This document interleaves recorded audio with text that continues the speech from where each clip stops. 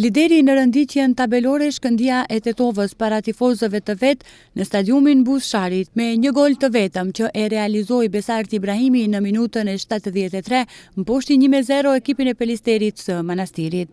Me 3 pikët e fituara sot dhe rezultatet e ekipeve tjera, tani ka 49 pika, apo 4 më tepër se Sileksi në vendin e dytë.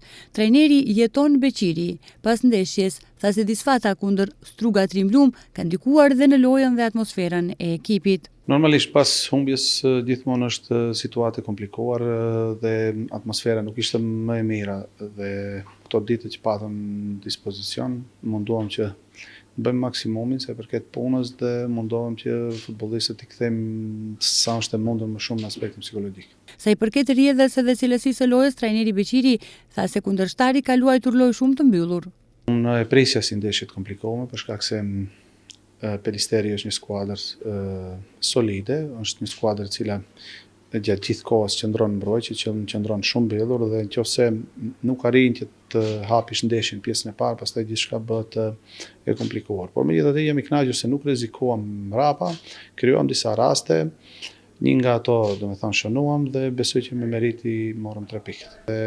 Aspekti fizik i futbollistëve vjen deri te lodhja për shkak shumë ndeshjeve, si në kupë ashtu edhe në kampionat.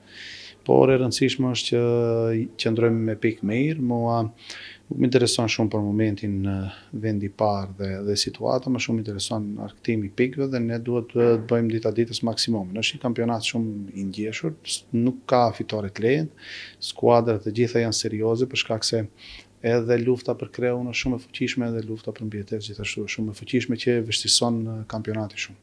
Fitore minimale 1-0, por me 3 pikë shumë të rëndësishme, Struga Trimlumi është kthyer sukseseve në cilësinë e vendasit. Autori i golit të vetëm ishte Maleski në minutën e 88 dhe tani vazhdon sigurt të mban pozitën e 5. Fitore shpresdhënëse dhe atë në cilësinë e Myshafirit regjistroi Besa e Dobërdollit në Çajir kundër Shkupit me rezultat 3-1.